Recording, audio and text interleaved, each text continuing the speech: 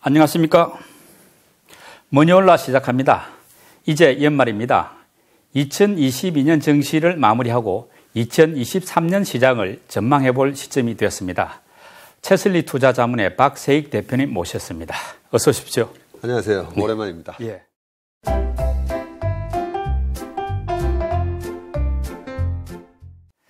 참 시간 빠르죠. 벌써 연말입니다.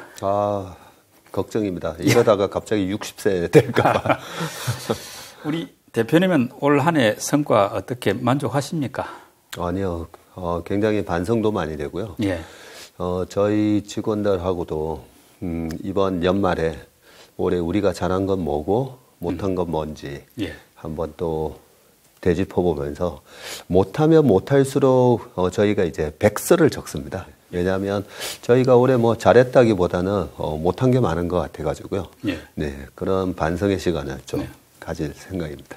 2022년 냉정하게 평가해가지고 23년에는 좀 더 좋은 성과를 내야 될 것 같습니다. 우리 모두가. 네, 맞습니다. 우선 2022년 미국 시장부터 한번 평가를 해보고 싶은데요. 당초 0%이던 금리가 이제 4.5%까지 가파르게 올랐지 않습니까? 이런 상황이라면 참 쉽지 않은 장이었는데 미국 증시는 어떻게 잘 버틴 셈입니까? 아닙니다. 그 다우 지수만 보면요. 지금 연초 이후로 지난 12월 23일 종가 기준입니다. 종가 기준으로 다우는 마이너스 8.6%. 나름 선방했네. 그럴 수가 있는데 나스닥은요. 마이너스 33% 하락입니다. 나스닥과 다우가 이제 섞여 있는 S&P 500 기준으로 보면 19.3% 마이너스고요.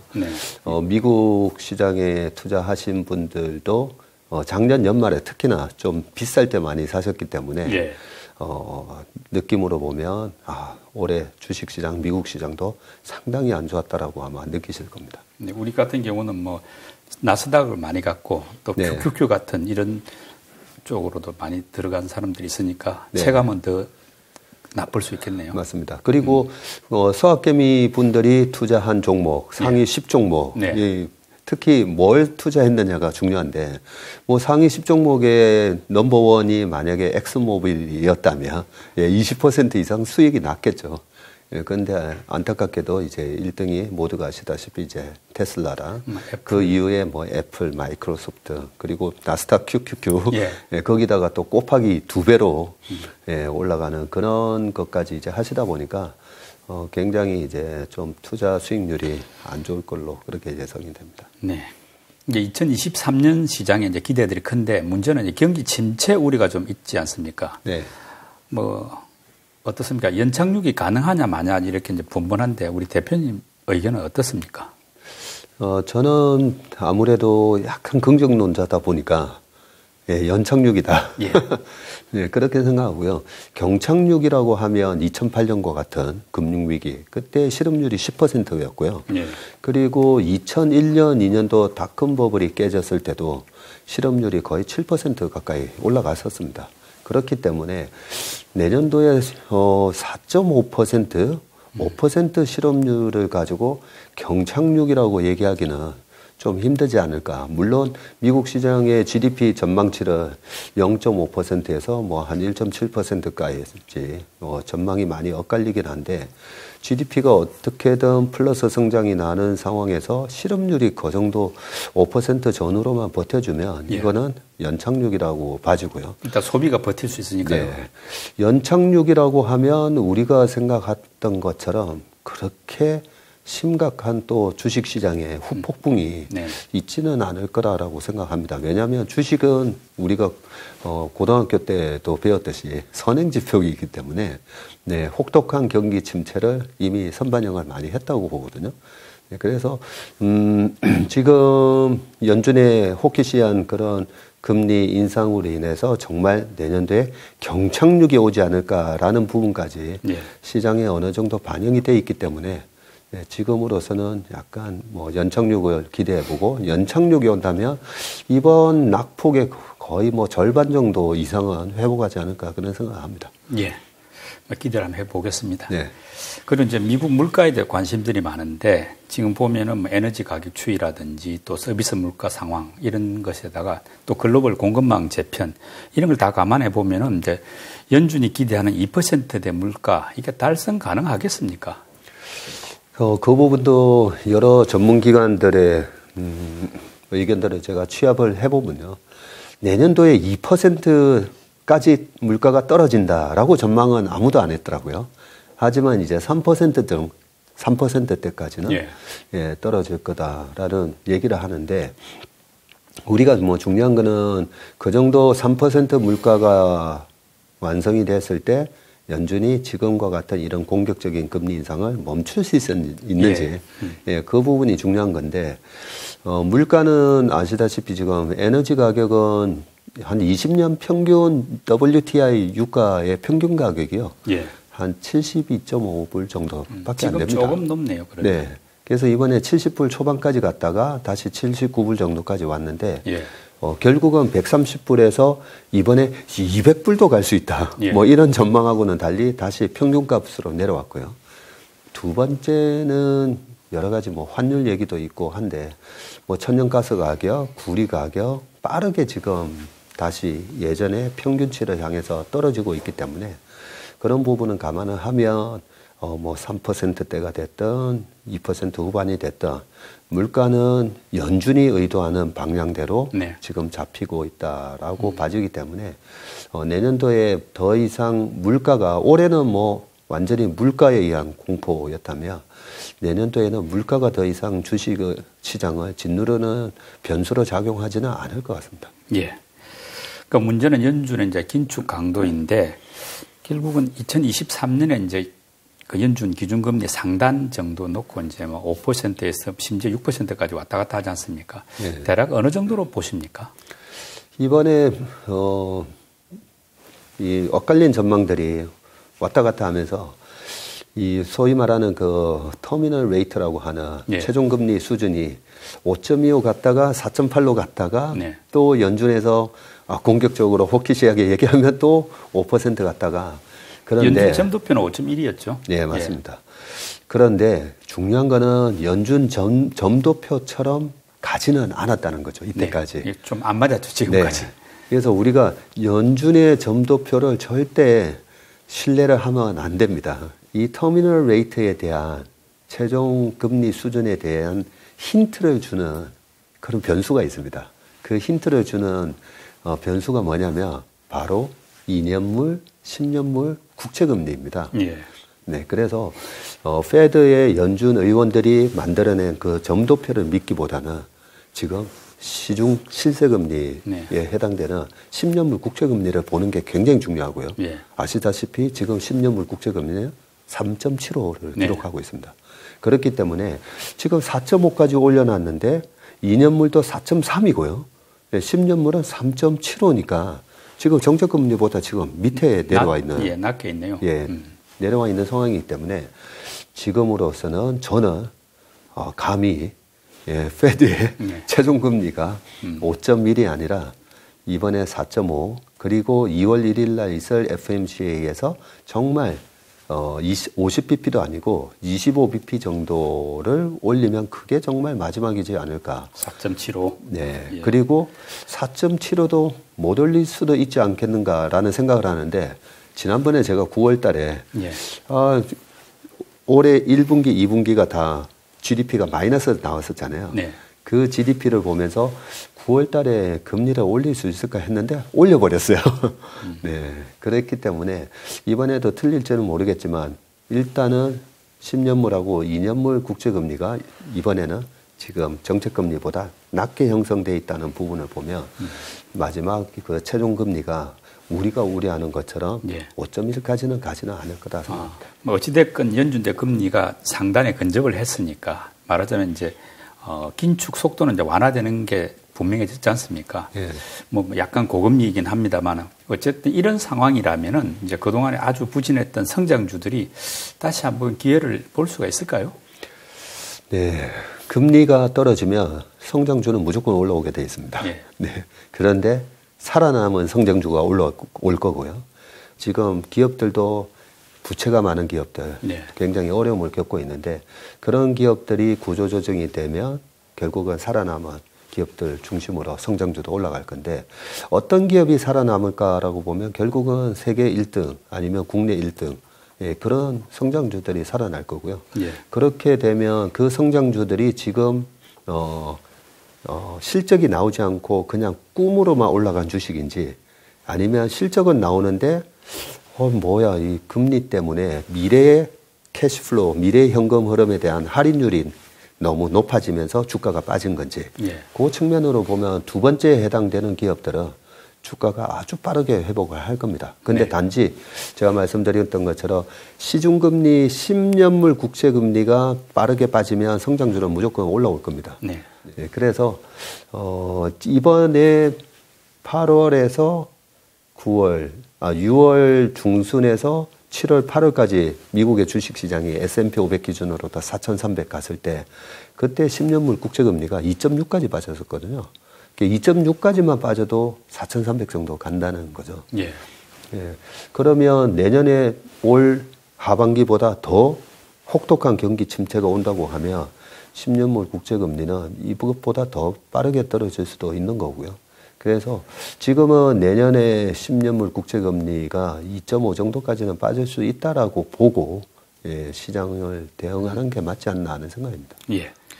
그러니까 우리 서학개미들이 2022년도에 이제 테슬라, 애플 같은 성장주들 담았다가 손실 폭이 컸지 않습니까? 그럼 2023년도에는 이제 이게 좀 만회를 할 수 있을 것인가 이게 관심인데 이런 빅테크 주들 전망 어떻게 보십니까? 2023년도.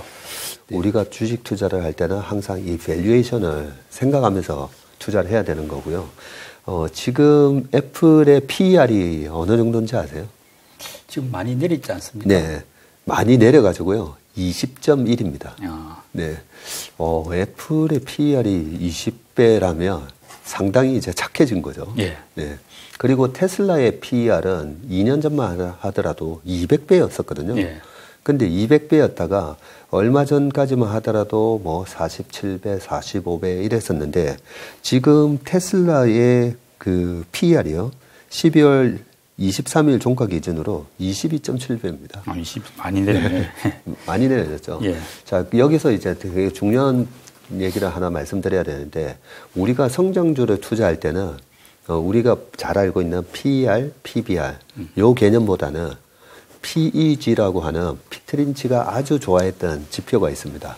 피터 린치가 성장주를 투자할 때 그 PER을 네. EPS 그로스, EPS 성장률로 나누는 겁니다.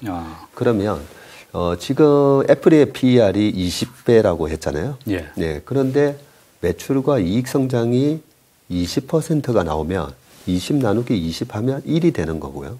근데 우리 주변에 보면 PER이 6배, 8배, 네. 미국의 자동차 회사들은 보면 GM, 포드 전부 다 6배거든요. PER이 되게 싸네? 근데 6배를 성장률이 만약에 3%밖에 안 나온다. 그러면 6 나누기 3이 되면서 2가 되는 거죠. 예. 그러면 피터 린치는 이 회사 주식은 비싸다라고 판단합니다. 그래서 성장주를 투자하는 데 있어서 가장 핵심적인 지표는 PEG고요. 그러면 자, 지금 이제 테슬라의 PER이 자, 20배라고 봤을 때 그러면 이 정도 성장이 나오는가? 23배라고 보고요. 내년까지 테슬라가 23% 성장하는가? 성장합니다. 그런가요? 네. 요즘 뭐 할인 판매한다고 하던데요. 맞습니다. 그래서 할인 판매를 하는 거면 이제 자동차가 안 팔리는 거 아니야? 예. 네. 테슬라 이제 끊는 거 아니야? 뭐 이렇게 우리가 또 생각해 볼 수가 있는데 아시다시피 전기차의 성장은 뭐 2030년까지 지속되고 2025년 아니면 2030년도에 이제 내연기관차는 판매를 아예 못하도록 하겠다. 그런 정부 정책을 가진 나라들이 많지 않습니까? 네. 그렇기 때문에 우리가 주가가 빠지면 이런 생각을 하면서 주식을 샀다가 주가가 빠지니까 무서워가지고 이제 이런 기본적인 가정 전제를 다 잊어버리거든요. 그런 부분에 있어서 훼손이 있는지를 확인해 봐야 되는데 올 초만 하더라도 테슬라가 가격을 3번이나 올렸어요. 예. 그러면 테슬라의 매니아들이 애플의 아이폰만 쓰시는 분들이 아이폰에 대한 엄청난 로열티가 있듯이 테슬라의 그 로열티가 지금 훼손되고 있는가? 보면 아니거든요. 예, 그분들이 다시 차를 살 때 뭘 살까라고 보면 테슬라를 또 산다라고 보고 있습니다. 자율주행에 대해서 너무나 만족한다라는 얘기를 많이 하시기 때문에 네. 네, 그런 부분에 보면 테슬라에 대해서는 지나친 우려가 있다. 저는 이때까지 사실 네. 최근 한 1년 반 동안은 저는 테슬라에 대해서 조심해야 된다는 의견을 말씀을 늘 드린 걸 알고 계실 겁니다. 그리고 테슬라의 가장 큰 위협은 2025년 정도에 나올 애플 아이카라는 또 엄청난 경쟁자가 출연할 수가 있기 때문에 시간이 갈수록 테슬라의 이 멀티플은 좀 떨어질 거라는 부분을 늘 말씀드리기 때문에 그걸 좀 감안하셔서 들으셨습니다. 예, 뭐 테슬라만 제가 질문드린 건 아니고 이제 우리 말하자면 2023년에 이제 빅테크 주들 전반이 어떻게 약간 반등이 가능할 수 있을까? 또 반등을 한다면 언제 정도일까? 이 부분인데 그 부분에 대해서 어떻게 답변하시겠습니까? 그 애플이 지금 연초 이후로 25.7% 정도 빠져 있는데 아까 말씀드린 대로 애플 PR이 20배입니다. 자, 여기서 시클리컬 기업들, 우리나라에는 반도체를 비롯해서 사이클 기업이 많다고 했지 않습니까? 그러면 이 사이클 기업은 아니 PR 20배 그게 의미가 있나? 이익이 확 줄어들 수가 있는데 그래서 이익이 많이 났을 때 PR이 낮다고 해서 반도체를 사면 항상 이제 낭패를 받지 않습니까? 그런 거와 마찬가지로 PR 20배를 저걸 믿을 수가 있어? 이가 확 떨어지면 어떡해? 이 부분인데 왜 워런 버핏은 애플이라는 주식을 저렇게 포트에 40%나 잔뜩 들고 오히려 최근에 더 사셨잖아요. 올해부터. 왜 더 샀을까 보면 늘 주식을 투자를 할 때 우리가 항상 따져봐야 될 게 이 이익에 대한 어닝 이익에 대한 가시성이거든요.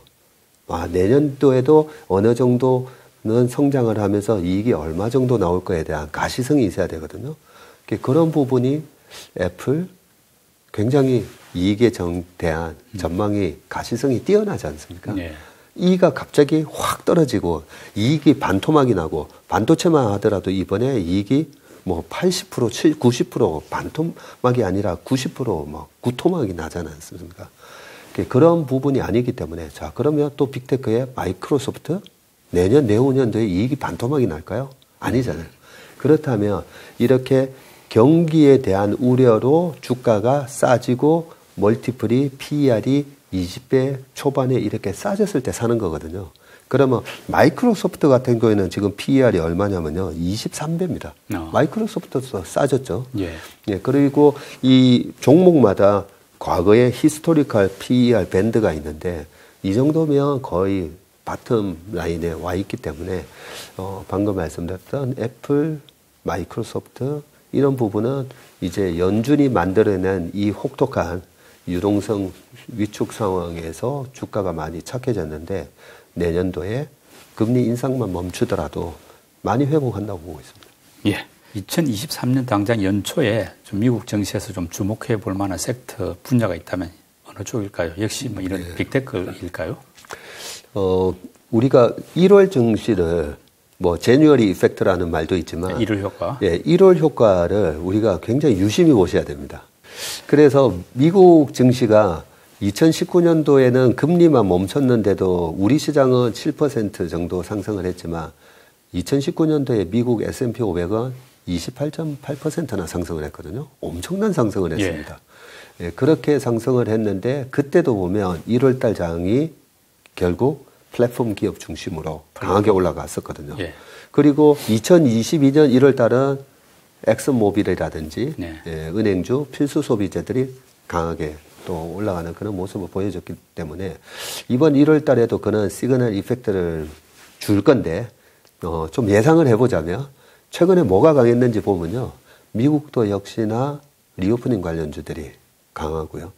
구조조정이 많이 된 기업일수록 업종일수록 주가가 올라갈 때 세게 올라왔다는 걸 감안을 해보면 2020년도 코로나 상황에 유가 선물이 마이너스 40 갔을 때 거의 뭐 에너지 업종은 다 죽는 것처럼 얘기했었잖아요. 그런데 2022년도에 에너지 업종이 가장 큰 수익 냈잖아요. 그러면 최근 2년 동안에 가장 구조조정이 좀 많이 돼서 업종은 뭔가 라고 보면 그런 리오프닝 중에 항공 이런 쪽도 해당되지 않을까. 그리고 크루즈도 얼마 전에 카니발 크루즈가 또 유상증자 같은 걸 하면서 살아남고 있는데 그 밑에 조그만 크루즈 업체들은 다 죽지 않았을까 이런 생각이 들기 때문에 그렇게 2년 동안 고생을 했던 그런 업종에서 2023년도에 히트 주식을 한번 찾아보는 게 좋을 것 같습니다. 중국 이야기 조금 여쭤보겠습니다. 네. 2022년은 중국 경제가 방역 강화 때문에 또 규제 이슈가 상당히 힘들었는데 2023년 전망은 어떻습니까? 네. 제가 재미난 전망을 한번 해보면요. 2023년이 과연 중국 경제가 어떻게 되고 어떻게 우리한테 영향을 줄 수 있는가 그 1년짜리만 예상을 해보면요. 1년짜리 이런 거 예상하는 게 사실 더 힘들지만 2013년도를 우리가 거슬러 올라가 보면요. 그때 이제 시진핑이 첫 집권한 1년째였거든요. 2013, 14, 15년 동안에 3년 동안에 우리나라에는 주식은 박스피였지만 엄청난 중국 소비 모멘텀이 있었고요. 그때 아모레퍼시픽 같은 주식, 산성 LNS라는 마스크팩 회사, 코스맥스 한국콜마부터 시작해가지고 파라다이스, 하물며 KTNG 같은 주식도 엄청나게 올라갔었습니다. 중국 모멘텀 때문에. 그러면 또 10년으로 거슬러 올라가 보면 1993년도 후진타오 체제가 이제 시작된 해였거든요. 2003년도. 2003년도요. 2003년도에 그러면 2003년, 4년, 5년, 6년, 7년 되면서 그때 브릭스라는 말까지 탄생을 하고 차이나 펀드 이런 것들이 나중에 막 난리 나는 그런 또 중국 모멘텀이 시작됐고요.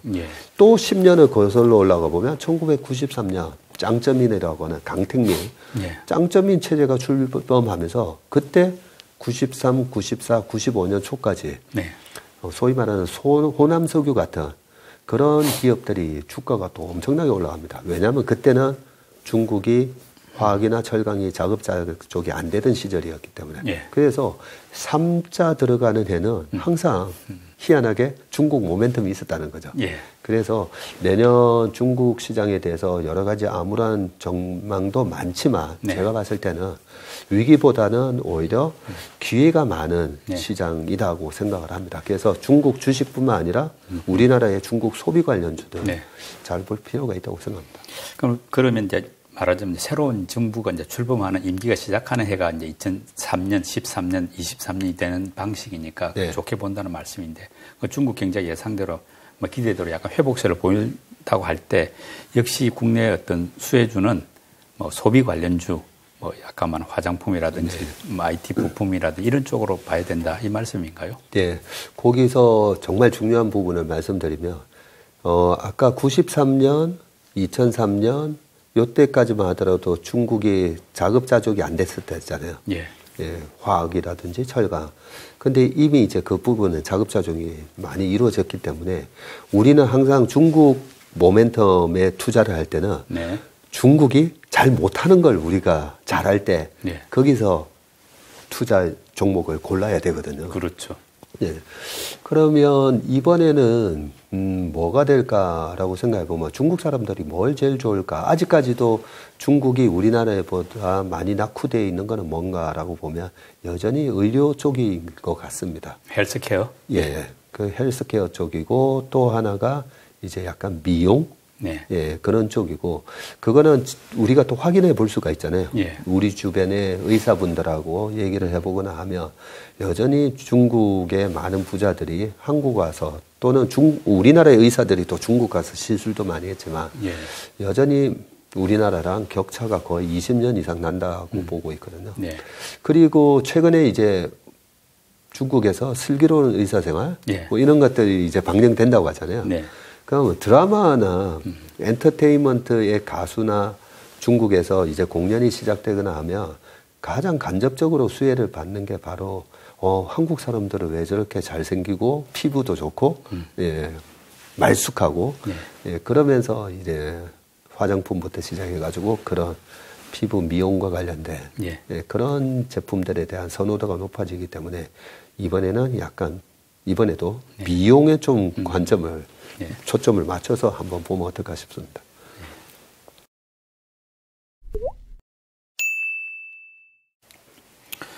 2023년 국내 이제 GDP 성장률 전망치 보면은 뭐 정부는 1.6, 한은은 1.7 이런 식으로 한 1%대 중반 정도로 보더라고요. 대표님 의견도 뭐 비슷합니까? 아니요, 저는 생각이 없습니다, 사실.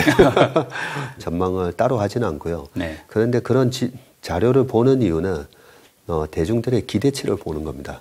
주식시장은 우리가 절대적인 수치가 높으면 시장도 좋고 낮으면 시장이 안 좋고가 아니고요.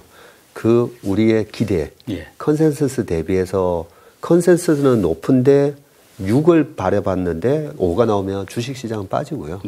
네, 1.5라고 봤는데 1.8이 나오면 주식시장은 올라가거든요.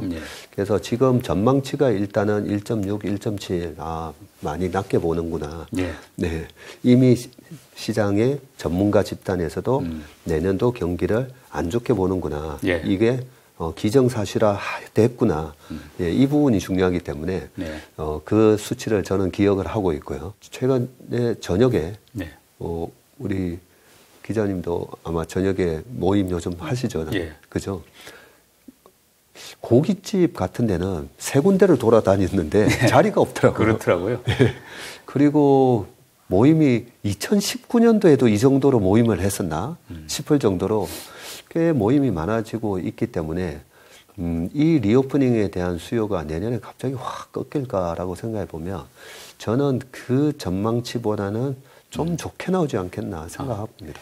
문제는 이제 긴축을 하고 있으니까 금리를 올리니까 이제 시장이 계속 위축될 수가 있는데 현재 기준금리를 보면은 한국은 3.5%, 미국은 4.5%, 말하자면 한미 간에 이제 금리가 역전된 상태지 않습니까? 이 점이 이제 2023년에 어떤 국내 경제라든지 환율이라든지 뭐 주식시장에 영향을 미칠 것 같은데 어떨까요? 제가 채권 전문가를 최근에 한번 만나보고 외국인이 지금 우리나라에서 보유하고 있는 채권 잔고가 230조 원이나 된다고 합니다. 역대 최대치고요.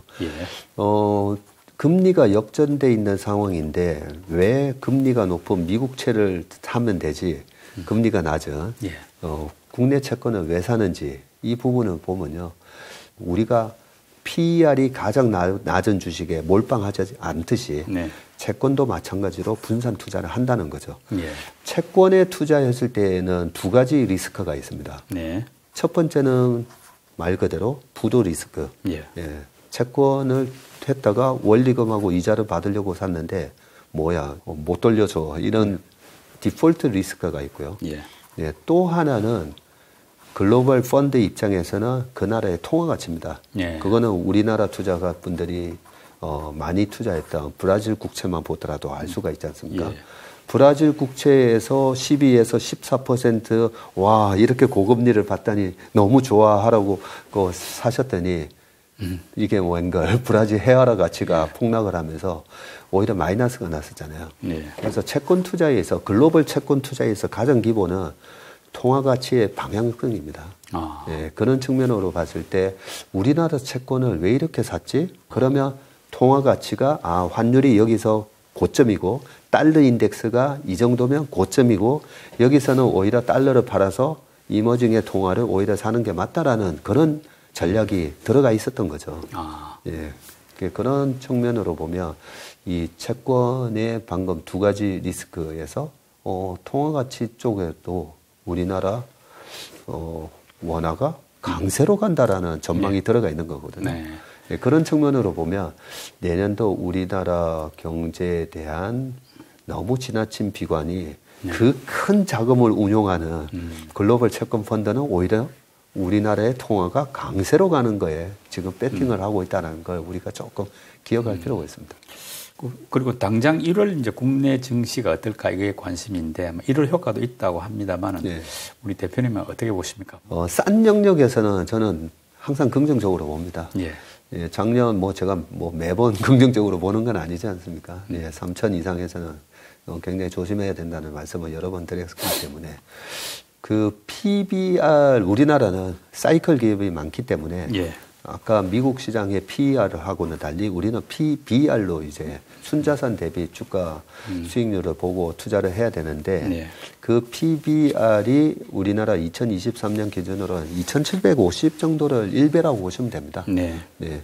그러면 2,750인데 뭐 2,350 이러고 있으면 지금 PBR 기준으로 뭐 0.87, 0.86 이러거든요. 0.9배 정도? 네, 0.9배가 깨져 있는 상황입니다. 2,450을 0.9라고 보시면 되는데요. 예, 예. 그래서 0.9배 밑에서 투자를 했을 때 1년 뒤에 투자 수익률은 이때까지 항상 플러스 수익을 내고 나왔었습니다. 네, 네. 그렇기 때문에 지금 이 구간에서 적극적으로 매수를 하는 게 맞다라는 생각이고 그게 1월 시장에 반영이 된다 생각하고요. 네. 코스닥이 지금 2022년도에요. 네. 12월 23일 기준으로 얼마가 빠졌냐면요. 코스닥이 한 33% 빠졌어요. 나스닥만큼이나. 연초에 비해서요? 네, 많이 빠졌습니다. 네. 33.15% 빠져 있는데 엄청나게 빠져 있는 거죠. 네. 그런 식으로 보면 주식시장이 회복을 어느 정도 할 거다라고 보면 코스닥이 2023년도에는 코스피보다 수익률이 좀 더 좋을 수 있다라고 생각하고요. 네. 그 부분이 코스닥은 그 1년 동안 수익률이 좋으면 1월 달에 네. 많이 올라가는 경향이 있습니다. 그래서 코스닥 시장이 1월 달에 네. 상당히 좋지 않나 생각이 들고 네. 여기서 이제 좀 하나 또 다른 조금 세한 부분을 하나 말씀드려야 될 게 그 대주주 양도세 예. 문제 있지 않습니까? 네. 근데 그게 금투세가 2년 유예되면서 네. 그냥 10억으로 그대로 한다라고 해버리니까 네. 23일 그때 금요일 날 코스닥이 3%나 빠졌거든요. 많이 빠졌죠. 그 코스닥에 좋은 주식들이 있잖아요. 네. 시가총액 상위에 한 50위 정도 안에 들어가는 좋은 주식들은 항상 보면 이 큰 손들이 네. 어느 정도 주식을 많이 관리를 하고 있습니다. 네. 그 큰 손들이 뭐야 30억이 아니고 또 10억이야? 네. 네, 거기에서 이제 파는 매물이 좀 나왔고요. 네. 그런 사람들이 언제 주식을 다시 사냐면요. 27일 종가 기준으로 주주 명부가 30날 확정이 되기 때문에 네. 27일 전까지 팔았다가 네. 28일 날 울며 겨자 먹기로 다시 또 삽니다. 왜냐하면 좋은 걸 아니까. 예. 그래서 코스닥은요. 예. 28일, 29일부터 올라갑니다. 예. 네. 네, 그런 경향이 있기 때문에 1월까지 이어질 수 있다. 네. 예, 예. 그래서 우리 투자자분들이 어떤 종목이 정말 좋은 주식이지 네. 보면 이 대주주 과세 요건 때문에 많은 주식을 투자한 그 슈퍼개미들이 네. 되게 공부를 열심히 하고 주식을 사는 사람들이거든요. 네. 그래서 이번에 대주주 과세 요건이 또 10억으로 됐다라는 그 발표가 있었던 22, 23일 날 많이 빠졌고 예. 또 28, 29일 날 다시 많이 오르는 주식이 어떻게 보면 펀더멘털도 되게 좋고 성장성도 좋은 그런 코스닥 기업 인수가 있기 때문에 예. 한번 그런 부분도 체크를 한번 해보시면 좋을 것 같습니다. 그리고 이제 국내 증시는 아무래도 외국인 향배에 많이 좌우되지 않습니까? 네. 이제 12월 같은 경우는 외국인들이 제법 판 걸로 알고 있는데 어떻습니까? 지금 1월 이후에 2023년 전망 외국인 매수세 어떻게 보십니까? 네. 아까 그 채권이 외국인 누적 순매수를 지금 하고 있는 게 230조. 네. 그래서 제가 채권 시장 전체 규모가 얼마인가 한번 여쭤봤었어요. 네. 채권 시장도 우리나라 코스피, 코스닥 합산한 시총 한 2,300조랑 비슷하더라고요. 네. 그래서 채권 230조면 거의 10% 예. 전체 채권 금액의 한 10% 정도 된다고 합니다. 발행된 채권 금액에.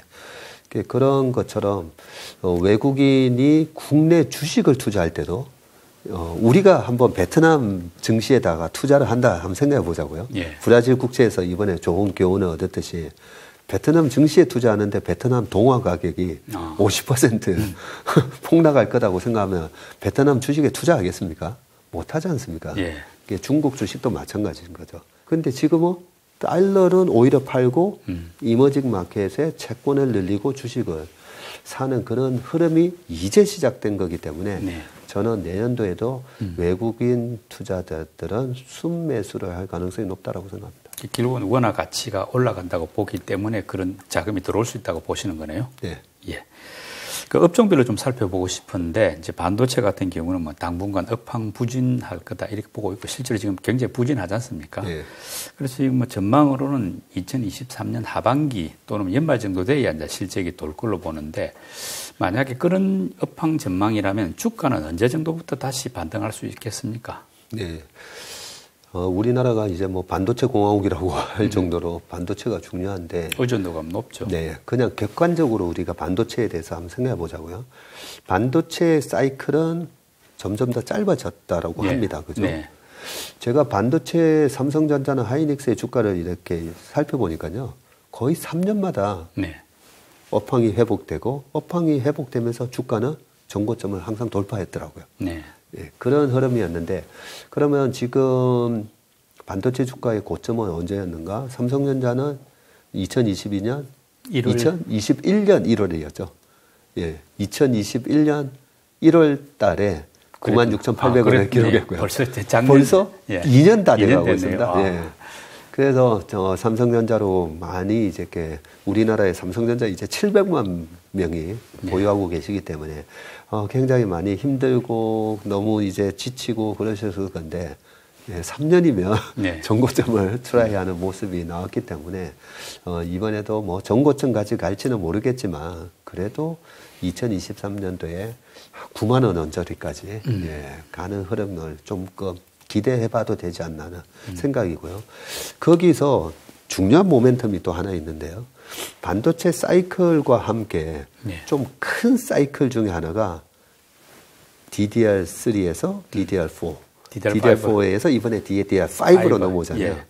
그러면 DDR3에서 DDR4로 넘어올 때도 그 기사를 한번 검색을 해보면요.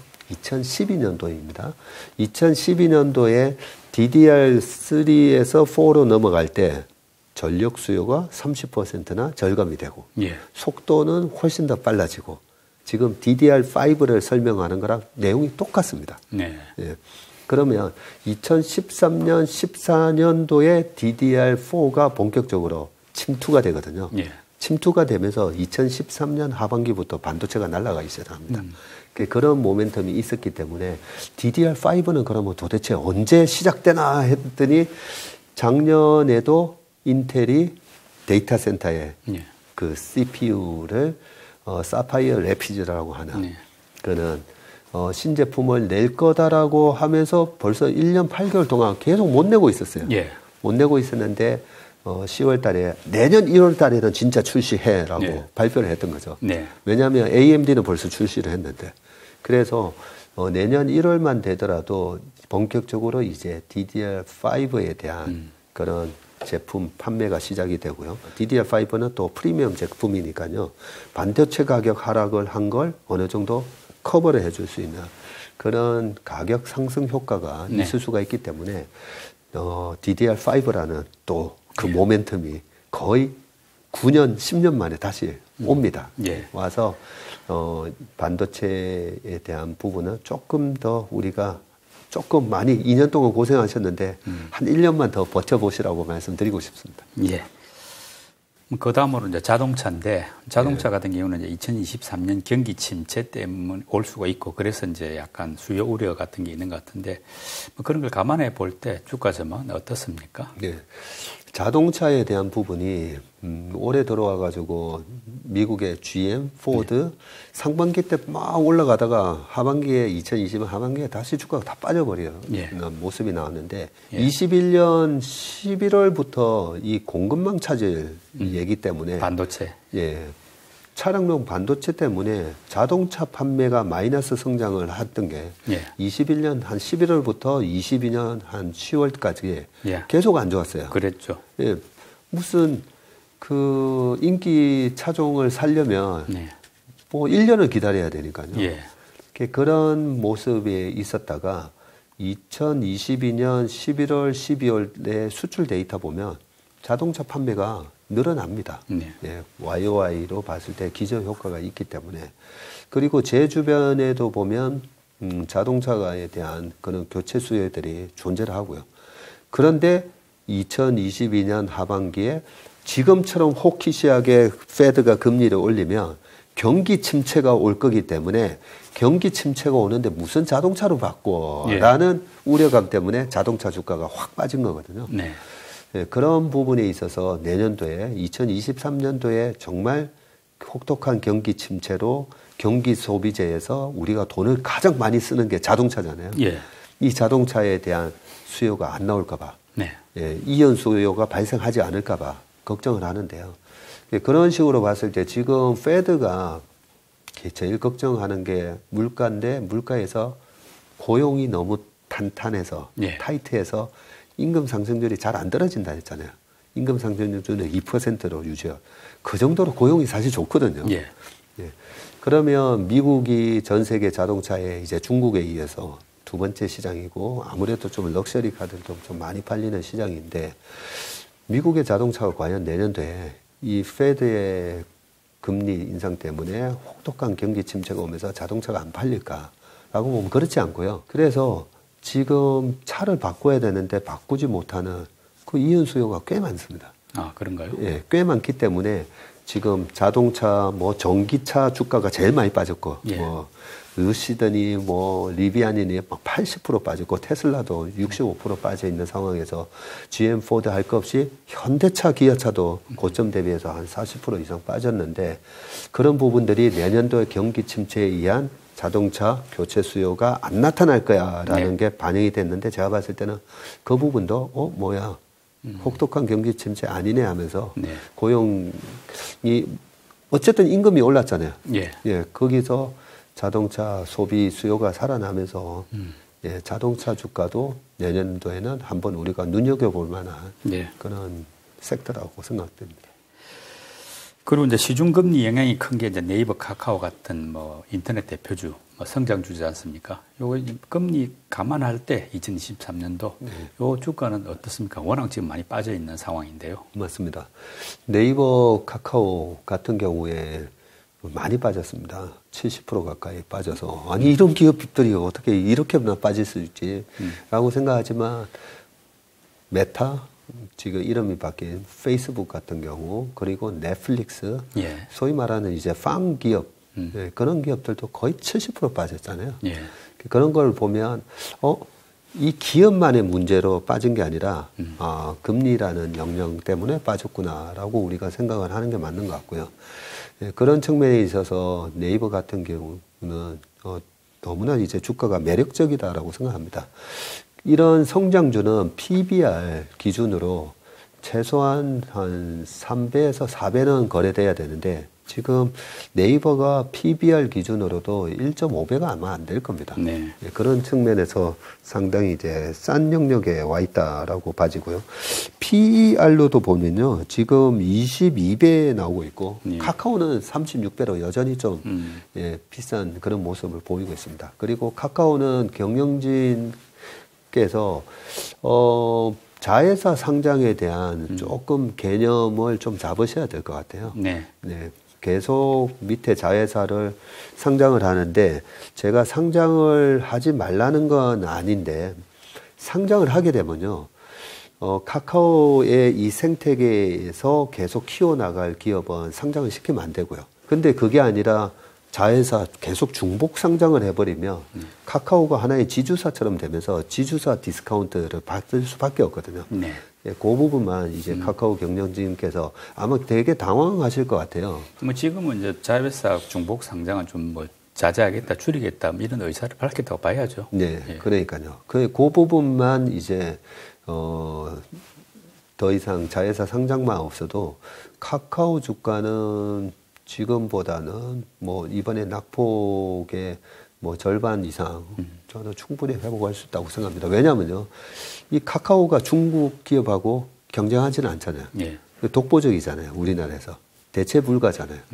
대체 불가인 그런 서비스나 상품을 제공하는 기업은 금리 인하 사이클이라든지 경기가 다시 회복하는 그림에서는 반드시 회복하거든요.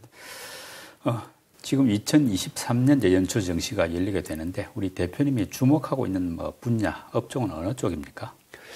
저희가 2022년도에는 어떻게 보면 그 월드컵이 있었지 않습니까? 예, 포르투갈하고의 전반전을 치렀다라고 생각하고 있습니다. 1대0 지고 있다. 예, 1대0. 예.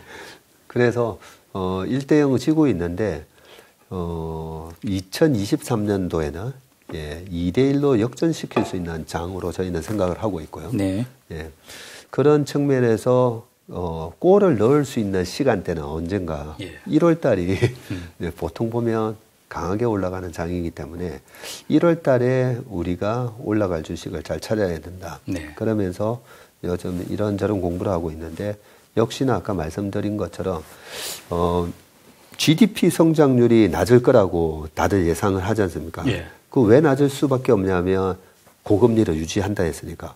고금리를 유지하면 우리가 GDPY는 여기서 보통 보면 개인 소비가 있고, 그죠? 정부 지출이 있고, 그리고 기업의 투자가 있지 않습니까? 정부 지출과 투자는 아무래도 금리의 영향을 좀 받을 수밖에 없는 건데, 개인 소비는 제가 보니까 지금 뭐 본물이 터지고 있거든요. 예, 리오프닝에 대한 본물이 터지고 있습니다. 그리고 특히나 중국이 시진핑 이 3년인 때문에 말도 안 되는 방역 정책을 썼지 않습니까? 그죠? 그래서 2023년 3자 들어가는 해가 중국 모멘텀이 있다고 했는데 이 중국 모멘텀이 2008년 올림픽을 앞둔 정부 지출에 의한 그때는 인프라 사이클이었는지 아니면 2013년에서 15년도에 일어났던 많은 요커들이 한국을 들어오면서 만들어졌던 중국 소비 모멘텀인지 그 둘 중에 하나를 고르라면 이번에 중국 소비 모멘텀이 될 가능성이 높다라고 봐주고 저희 아버지 어머니가 어디 여행 가는 거 되게 싫어하시거든요. 근데 벌써 2월 달에 해외여행을 2개나 잡아놓으셨더라고요. 일본도 요즘 많이 가던데요. 네. 일본 여행 가는 사람이 저희 주변에 너무 많아졌습니다. 그런 거 보면, 어떤 소비재가 히트를 칠까는 우리 스스로에게, 우리 주변 분들한테 물어보시면 그 답이 나올 거라 생각하고, 저는 어쨌든 소비 모멘텀, 특히나 여행, 이런 쪽을 좋게 보고 있습니다. 소비와 여행 관련 업종 분야가 좀 1월 달에 강할 것 같다. 예, 알겠습니다. 지금 뭐 어찌됐건 그래도 지금 아직은 약세장이고 또 긴축이 지속되고 있는 상황이라 봐야 되는데 현재 같은 이런 장세에서 좀 현명한 투자 전략, 성과를 올릴 수 있는 적절한 투자 전략이 있다면 어떤 방식일까요? 예, 그 좋은 질문을 해주셨는데요. 사서 제발 2-3달 만에 먹는 거. 조금 전에 이제 1월 장세를 물어보셔가지고 되게 부담스러웠는데 우리가 투자를 할 때 조금만 장기적인 안목으로 보면 그 장기적인 게 저는 뭐 10년 얘기는 절대 아니지 않습니까? 그죠? 1년입니다. 1년. 1년으로 어느 정도 보고 투자를 해야 되고요. 너무 오래 이제 만회를 해야 되는데 제가 포르투갈전이라 했잖아요. 두 골 넣어야죠. 제가 그 경기를 처음부터 다 보면서 이길 수 있겠다라고 생각을 했던 이유는요. 우리가 1대1 상황인데도 무승부 되면 못 올라가잖아요.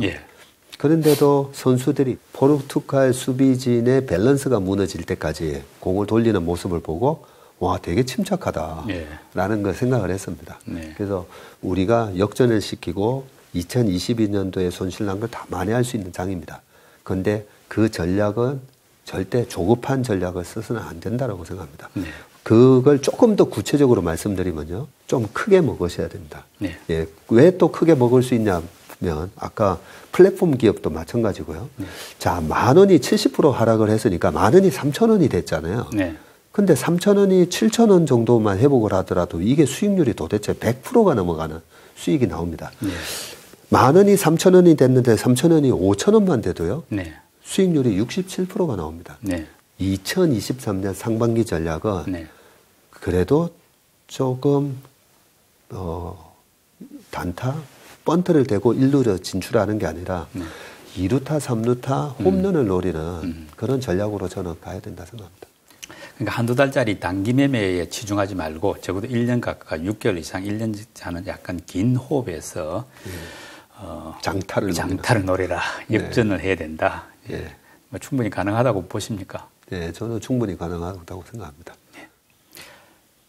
2022년 정시를 돌아보고 2023년을 전망해본 토론이었습니다. 2023년 국내외 정시도 만만치 않겠습니다만은 긴축 흐름이 좀 완화된다는 점은 긍정적입니다.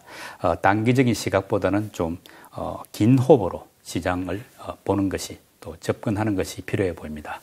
오늘도 통찰력 높은 토론해 주신 우리 박세익 대표님 감사합니다. 수고하셨습니다. 네, 고맙습니다.